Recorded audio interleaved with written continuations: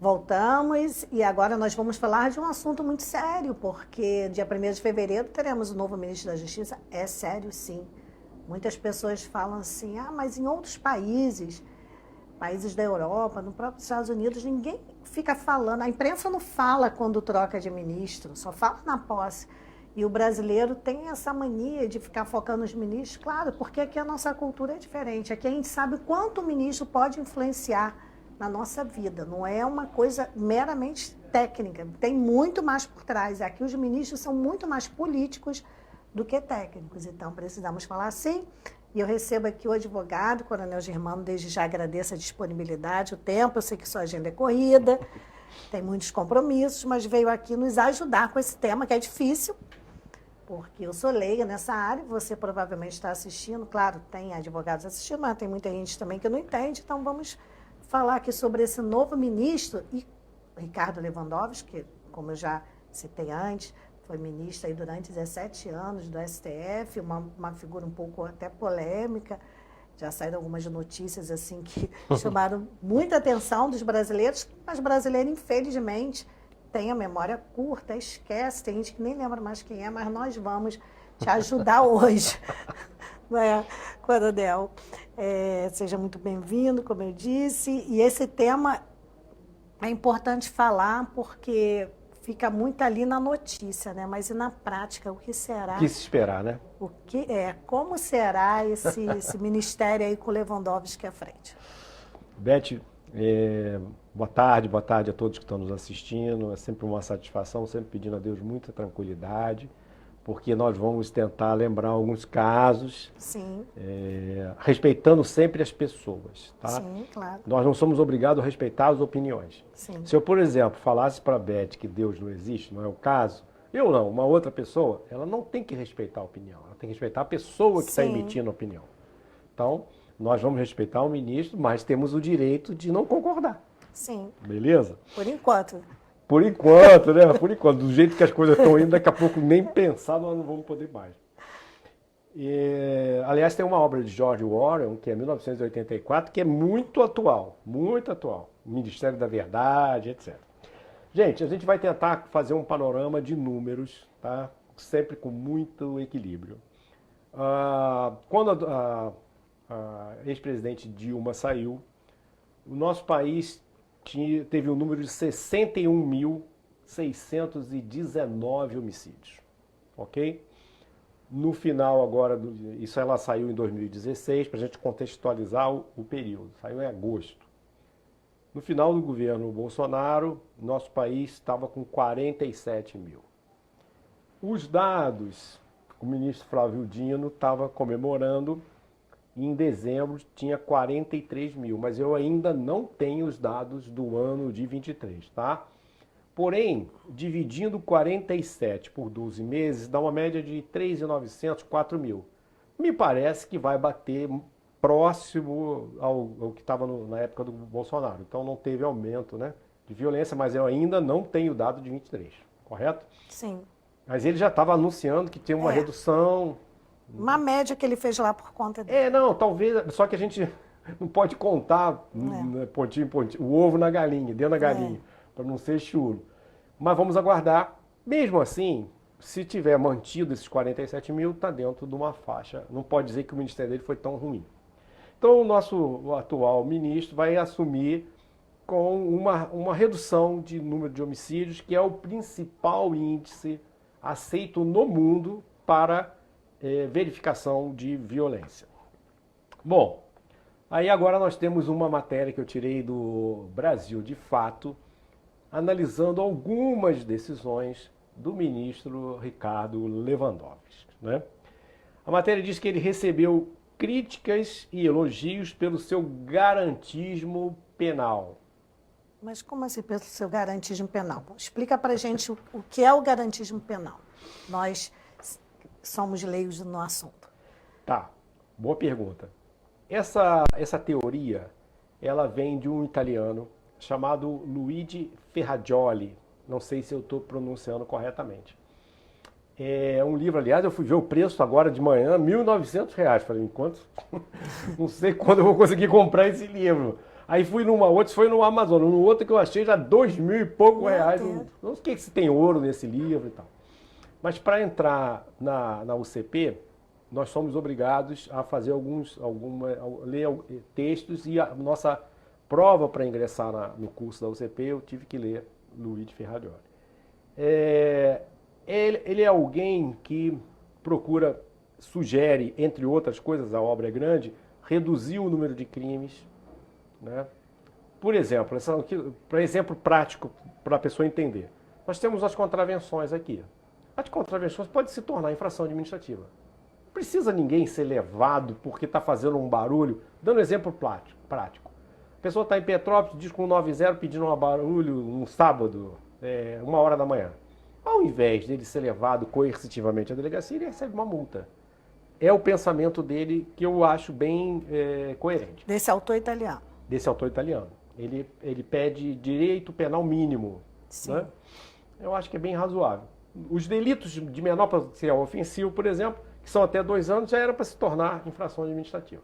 Mas em relação a garantias individuais, dei essa volta toda, Renata, se minha esposa estiver assistindo, ela já briga comigo, ele entende do respeito total às garantias daquelas pessoas que estão sendo investigadas e eventualmente presas por ilícitos penais. Tá? Em síntese... Então dá um exemplo na prática do garantismo. Sim, o duplo grau de jurisdição, né? E daqui a pouco vamos ver alguns votos do ministro, a pessoa só ir presa após trânsito em julgado, tudo isso faz parte do garantismo penal. É o que garante que garantias individuais sendo respeitadas. Tudo que está na Constituição tem que ser respeitado. Sim. É claro que está falando da Itália, mas como nos sistemas democráticos há um respeito à ampla defesa e o contraditório, né? E os votos, nós vamos ver aqui, o posicionamento do ministro sempre foi garantismo. Isso é bom ou ruim? Isso é bom, só que no decorrer do programa nós vamos mostrar que nem sempre foi garantismo. Que é uma garantismo seletivo, então. Muito bem, quando isso me interessa politicamente ou pessoalmente, eu vou ser garantista. Quando não, não serei. Sim. Nós vamos mostrar aqui algumas coisas. Tá, vamos lá, são 17 anos. O primeiro momento que ele ficou muito em evidência foi a ação penal 470. O que foi isso? O mensalão. Sim. O ministro Joaquim Barbosa era o relator e ele era o revisor, e nós assistimos naquela época vários embates, né? E ele dizendo que a Lava Jato invadiu garantias individuais, etc. Ele sempre votou contra a Lava Jato, né? Pelo menos a maioria dos votos dele foram contra. Vamos botar a maioria, porque pode ter passado um tem votos dele que foram pela condenação. A gente não pode ser injusto, né? Mas a gente percebia no embate que era, né, ele tinha um posicionamento técnico de que havia violações das garantias constitucionais, e ficou muito em evidência aí no ano de 2012. Né? Bom, ele assumiu a presidência em 2014 do Supremo Tribunal Federal. E aí, Beth, aí vem um problema que eu até coloquei a resolução 213 de 2015, instituiu a audiência de custódia.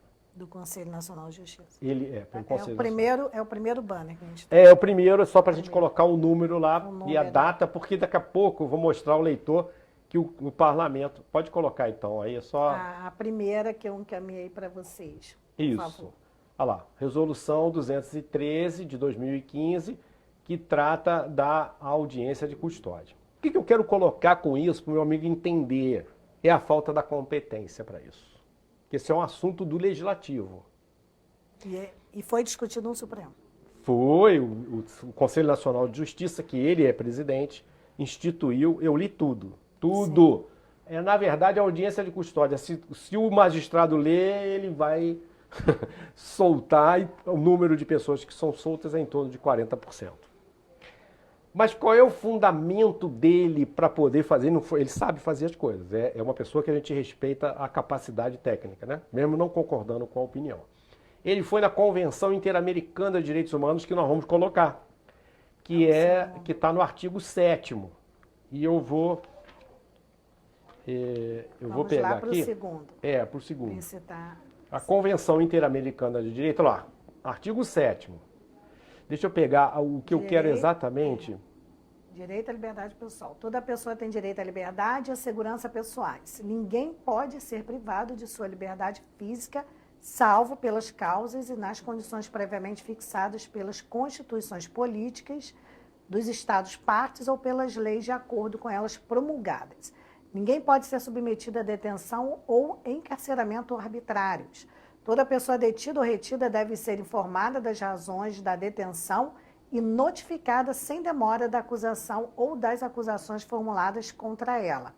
Toda pessoa presa, isso, número 5 agora, detida ou retida, deve ser conduzida sem demora à presença de um juiz ou outra autoridade autorizada por lei a exercer funções judiciais e tem o direito de ser julgada em prazo razoável ou de ser posta em liberdade sem prejuízo de que prossiga o processo. Sua liberdade pode ser condicionada a garantias que assegurem o seu comparecimento. Pode parar aí, se a gente voltar um pouquinho no início dos textos, no número 5 mesmo, ó.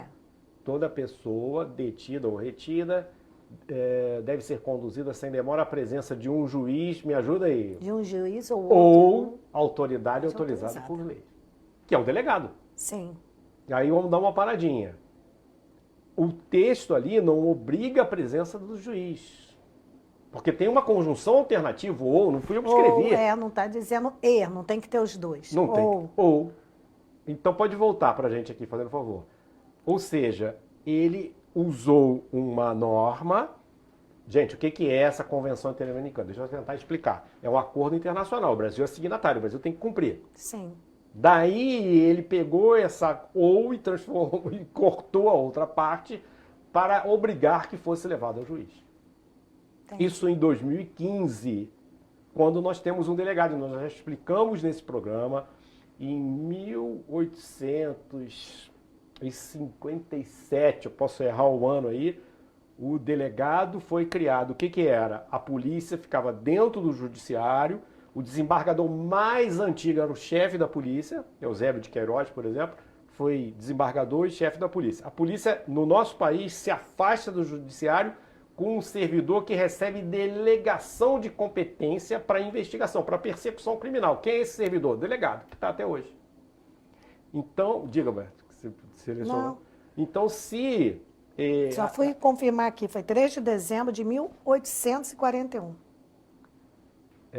Surge, O delegado? Então eu errei um pouquinho ali. Eu pensei que fosse 57 ou 67. Porque aqui, ó, eu fui no Google, tá? Não, o dia do delegado surgiu durante o mandato do imperador Dom Pedro II, que declarou, através da Lei 261, de 3 de dezembro de 1841, o chefe de polícia para o município da corte também a cada distrito do Império. Eu não sei se... Sim, não, mas nesse momento ele ainda não era delegado. Não tinha sido.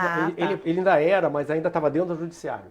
Entendi. Ele só se afasta em 1871. Alguns anos depois. É o momento que tem, que aí sim, a polícia sai, agora, apesar de que agora está voltando, né? Estamos voltando ao Império. Estamos voltando ao Império, mas em condições legais, não. O que é importante disso? Nós já temos um servidor. Nós já temos um delegado de polícia judiciária, não precisava ter um juiz. Aí, os legislativos que vêm obedecendo o judiciário, em 2019, colocou no artigo 310 do Código de Processo Penal. Nós vamos colocar a redação aí. O terceiro banner. Isso. O artigo 310 já tem audiência de custódia. Artigo 310. Após receber o auto de prisão em flagrante, no prazo máximo de até 24 horas após a realização da prisão, o juiz deverá promover a audiência de custódia com a presença do acusado, seu advogado constituído ou membro da Defensoria Pública e o membro do Ministério Público. E nessa audiência, o juiz deverá, fundamentalmente, a redação dada pela Lei número 13.964 de 2019. E aí tem... Aí tem os casos, o que ele tem que fazer. O que a gente tira disso? O ministro legislou e depois o legislativo, obediente, alterou o texto do Código de Processo Penal, esse 310 do Código de Processo Penal.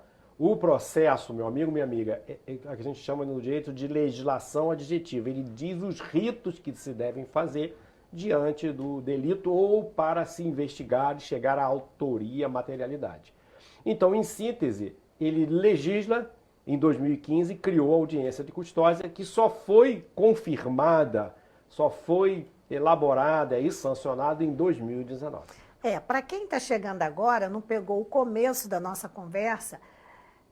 Oi, Beth, mas você anunciou lá no princípio do programa que vocês iam falar sobre o novo ministro. É isso que a gente está fazendo. A gente está mostrando o perfil dele enquanto ministro do Supremo para vocês entenderem quem vai estar na pasta da Justiça. Então, é isso que nós estamos fazendo para quem ligou a televisão assim, agora viu a chamada e não está entendendo o porquê. Isso, beleza. Aí, ele tem várias, né? Mas a revista Brasil o site coloca alguns. Dentre ele, um caso muito concreto, você muito comedido nessa, em 2017, ele suspendeu um processo que estava no TCU contra Joesley Batista, de uma multa, Beth, de 670 milhões. É um dinheiro, hein? E por muita coincidência, quando ele saiu do Supremo, ele virou advogado do grupo JBS. Notícia de jornal. Não, é coincidência, ninguém está falando. Sim, não estamos acusando nada de qualquer ética, semelhança nada, é mera coincidência, né? Sim. Tem lá já. Sim, quem acusa cabe o ônus da prova. Mas isso aconteceu. Coincidentemente. Coincidentemente, ele saiu, fez um parecer e recebeu 800 mil reais para fazer o parecer. Mas vamos em frente. Bom, aí... Esse negócio de ser ministro do Supremo é bom, né? Qual advogado que ganha não parecer 800 mil reais, gente? Não, eu não conheço não, mas deve ter. Deve ter, né? Bom, aí depois nós tivemos o julgamento, outra polêmica, já em 2018, veja bem, a gente vendo com forma muito ponderada das presas. As presas que estavam, a ação inicial foi buscando as presas que estavam amamentando. Eu lembro desse lembra caso, disso? Lembro. Em prisão domiciliar. Uhum. Beth, sendo muito equilibrado, algumas pessoas mais conservadoras não vão gostar da minha opinião, mas eu acho até razoável, que a criança não tem culpa da mãe e tal. Porém, contudo, todavia, entretanto, a coisa não foi só para lactentes, né? A mãe de lactente, e filhos lactentes, que é o que depende. A coisa foi estendida até a mãe que tem criança com 12 anos. Eu lembro desse caso. Por quê? Por que será? Quem é que estava presa que tinha um filho de 12 anos? Por acaso era a esposa do Sérgio Cabral, né? É verdade. Qualquer coincidência, qualquer semelhança é mera coincidência. Adriana Iori estava presa, né? Iori, o nome dela? Não, Adriana Iori não. Adriana Vasconcelos. Adriana Selmo. Adriana é uma Selmo, advogada, Adriana esposa Selmo. de Sérgio Cabral, que hoje Adriana também Selmo. já está livre. Aí. Já está livre. Então, em 2018, ele dá esse voto que eu, particularmente, em relação ao bebezinho, eu até vejo razoabilidade nisso. Sim, eu também vejo. O inocente não tem culpa dos pais, né? E eu não sei tanto isso, que eu não sou médico, mas a gente vê notícias da importância do leite materno. Pelo menos até 6 meses eu vejo muito importante. Sim. Né? De grande importância. O bebezinho entende que a mãe e ele são um ser único por causa do leite, então isso a gente compreende. Mas a estender até 12 anos, não vejo razoabilidade. Aí ele continua. Em 2019, a prisão em segunda instância, o voto dele foi contra. Porque ele entende, e aí volta lá no início do programa, no garantismo penal, que só depois de transitar em julgado pode ser preso. E nós acabamos que isso acabou soltando o ex-presidente. E, coincidentemente, dia 1º ele assume como ministro. Mas tudo é coincidência, ninguém está afirmando nada, tá, gente? Pelo amor. Não, tranquilo, nós estamos sendo... A gente está dando notícia, eu acabei de falar, e a notícia foi publicada no Diário Oficial dia 1º. Sem dúvida. O nosso pensamento é o quê? Mostrar aos nossos amigos que estão nos assistindo agora o que nós podemos esperar. Nós estamos analisando um perfil que é público. Nós não estamos falando da vida pessoal de ninguém. A gente está analisando o que ele fez como ministro do Supremo. Ministro do Supremo. Muito mais coisa, né? Isso é um resumo do resumo. Um resumo, 17 anos. Deve ter 10% aí, se tiver. Se tiver. Em 2021, ele votou dizendo que a vara de Curitiba não tinha competência para julgar. Eu selecionei o artigo 70 mostrando, que eu já expliquei aqui, que o juiz Sérgio Moro era juiz prevento. Vou explicar. O que é um juiz prevento? Vou Vem com esses nomes difíceis, não. Não, é porque está na lei, mas eu vou explicar. É aquele que primeiro pratica o fato. O cidadão está no Rio de Janeiro e faz um delito na Barra. Vamos supor que ele furta um veículo na Barra ou uma moto. Aí vai para Nova Iguaçu e lá alguém tenta, o dono da moto tenta pará-lo, ele atira no dono da moto. Aí vai para Nilópolis, aí de lá ele é pego, resistência, ou seja, tem delito em 3 locais. Sim. O primeiro magistrado que praticar o ato, ele chama-se juiz prevento. Está no artigo 70 aí do Código de Processo Penal. O próximo artigo aí, a produção vai colocar. Vamos lá, produção. Se eu não pulei, né? Se eu não pulou, é o 4. Senão eu pego ele aqui e eu mesmo vejo. Não, esse é o 31, é o 70. É, artigo 70. Eu acho que é esse aí. Aumenta um pouquinho, por favor, que eu... Isso. Aí, o parágrafo 3º, Beth. Parágrafo 3º. Então, vamos subir para o 3º, da competência, lugar da infração. Quando incerto o limite territorial entre 2 ou mais jurisdições, ou quando incerta a jurisdição por ter sido a infração consumada ou tentada nas divisas de 2 ou mais jurisdições, e a competência firmar-se-á pela prevenção. Aí é o juiz... Que primeiro praticar o ato. Primeiro praticar é o prevento. Que era o caso do juiz Sérgio Moro. Então, ele poderia... Sim, não teria tem dúvida. Competência. Segundo a lei, poderia não, ele tem competência. Segundo a lei. Segundo a lei, o próprio Supremo concordou, porque o advogado desde o início tentou tirar, mas no ano de 2021, depois de ter negado os recursos sobre a questão da competência, o Supremo votou pela incompetência da Vara de Curitiba, né? Agora, e aí vem o próximo fato, porque além da incompetência, isso tornou nulo, mas o outro magistrado poderia continuar com o processo. O que realmente sepultou o processo contra o ex-presidente foi quando ele foi considerado, quando o juiz Sérgio Moro foi considerado suspeito. Mas eu gostaria de lembrar qual foi o fato gerador que levou o Supremo a entender que o juiz Sérgio Moro era suspeito. Qual foi? Foi uma escuta clandestina. Que, se é clandestino, não teve autorização da Justiça. Se não teve autorização da Justiça, nem precisa ser advogado, você vê que não vale. Exatamente. E nós vamos mostrar, porque quem fez essa interceptação foi o Intercept. É até um rapaz que era David, esqueci, eu lembro dele. Glenn Greenwald, um nome assim que eu não sei pronunciar. Era o namorado daquele deputado. do David Brasil, né? Deputado aí. Aí nós vamos mostrar o... Hein? Ele de esquerdaça, né? Nem de o direito que ele tem de ser o que ele quer. Só não pode sair fora da... Aí nós vamos colocar agora, pedir para colocar um momento onde nós falamos da Constituição da República. Vamos para o próximo. Que ele trata acho que é o 5 agora. Do artigo 5º, que ele trata que é inadmissível no processo as provas obtidas por meios ilícitos. Enquanto ele pode, eu busco aqui que está na mão. Vê se é esse Constituição Federal não. Isso, Constituição Federal, mas lá no inciso. Que lá o 5º. Sobe um pouquinho. Sobe um pouquinho. Pois, lá no artigo 5º, né? No artigo 5º, inciso 56. Pode passar mais. Pode subir. Ou é outro, então. Deve estar cortado. Ele deve ser cortado aí. Pode estar cortado, é o 5º. Se você achar aí o artigo 5º... Enquanto isso, eu pego ele aqui, porque eu tenho ele aqui. Vê se é esse. Não. Esse é 71. Não, 71. Eu pego ele aqui e falo enquanto ele procura. Enquanto ele procura aí... tá sem, então?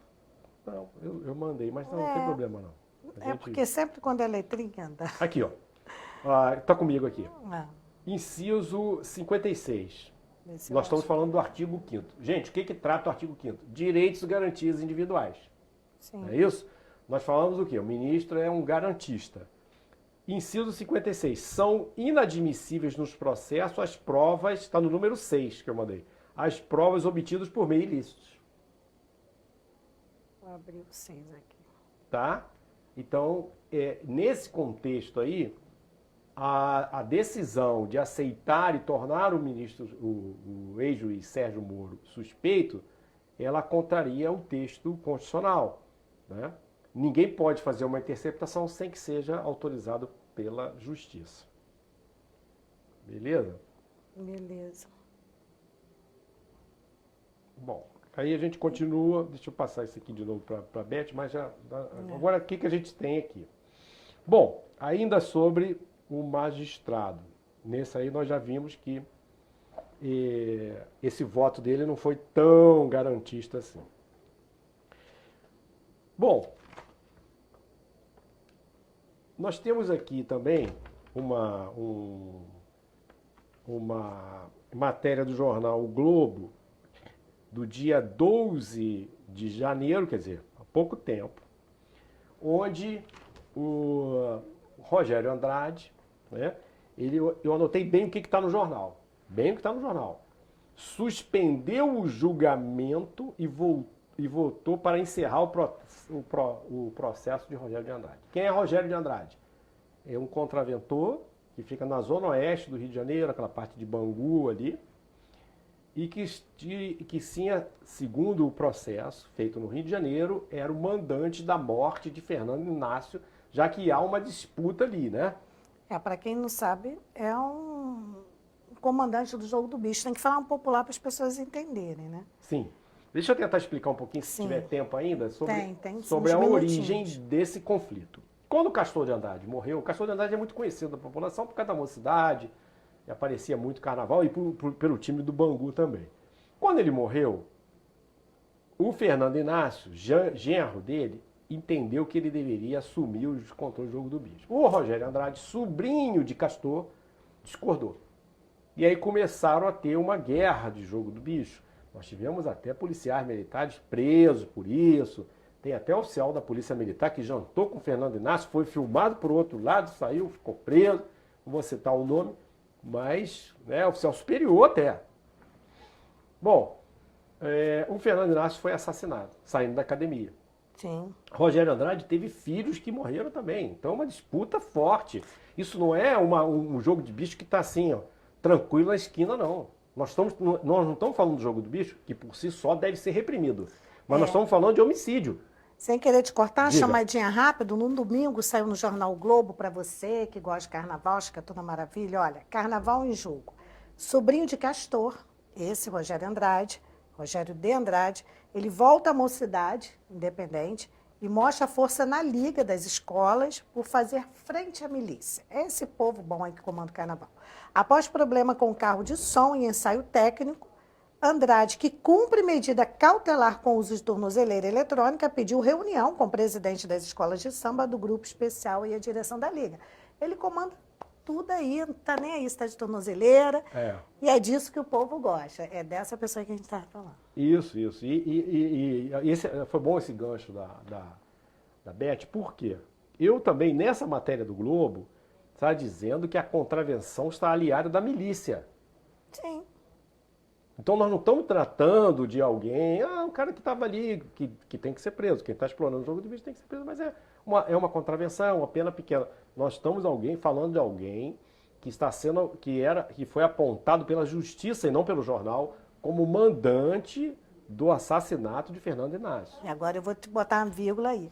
Aí a pessoa mas eles estão falando do perfil do ministro que vai assumir dia 1º, e o que tem a ver? A gente precisa explicar, senão as pessoas se perdem. Tá certo. Sem dúvida. O que tem a ver? Por que veio essa pessoa? Porque ele votou para anular, encerrar o processo. Anotei exatamente o que está no jornal, para não ter problema. Votou para encerrar o processo de Rogério Andrade, que era acusado do homicídio de Fernando Inácio. Carlos Lewandowski. Fez isso. Fez isso. Mas baseado em quê? Diz na matéria? Eu não li essa matéria. Eu li. Ele disse que as provas são genéricas. Aí, Beth, meu amigo, eu teria que pegar o processo inteiro. Qualquer morador sabe quem é, o que faz, o jornal, todo mundo, mas aí a prova é genérica. A prova é genérica em relação Esse é o nosso novo ministro da Justiça. Esse é o novo Agora, ministro. para fechar, que a gente tem 2 minutos aí.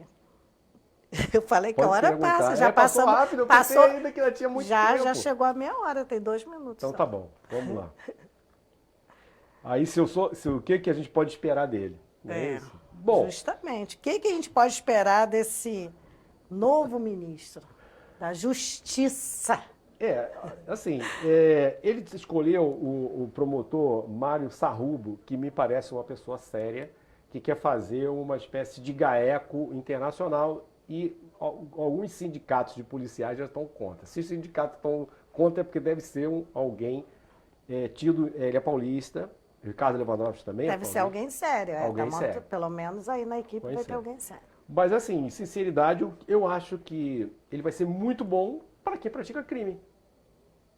Está muito claro para mim. Isso não significa que ele é desonesto, gente. Eu estou sendo bem claro.